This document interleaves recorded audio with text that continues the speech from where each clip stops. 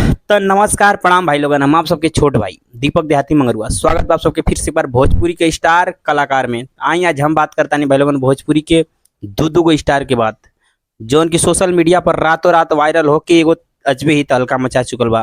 तो हम बात करता नहीं भाई लोगन पहला में रंजीता के। रंजीता एगो गाना पे वायरल बनी, जाना गाना के नाम रहे जा ताला पिया लंदन आवक कर दी चंदन।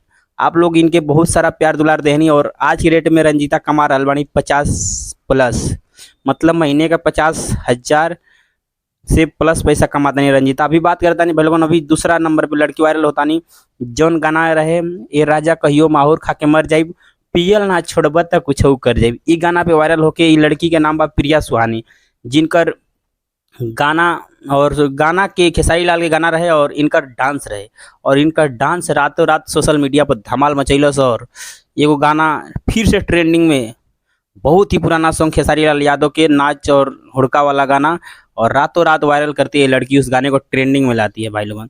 तो हम बात करता नहीं प्रिया सुहानी अभी 1 रुपया ना कमाता नहीं। कहाँ से भाई आज पता चलल कि प्रिया सुहानी के 1 रुपया नहीं खे मिलल।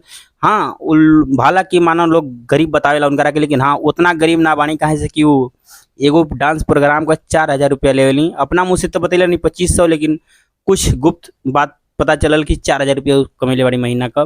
तो आप सब बताइए भाई लोगन कि एगो प्रोग्राम के जौन लड़की 4,000 कमा सके वो गरीब कैसे हो सकेले। और ये बात पता चला था भाई लोगन कि समीर चौधरी के मुंह से कि वो 4,000 एगो प्रोग्राम को लेवेली।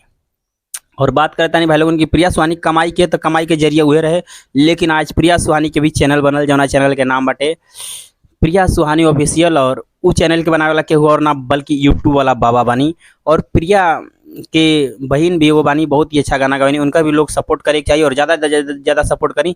ये दोनों के सपोर्ट करल बहुत जरूरी बा, बिहार के आन बान शान बानी और आवे वाला समय में बहुत अच्छा काम करिए लोग, और हमके आशा न उम्मीद पूरा बा कि ये लोग बहुत ही अच्छा काम करी।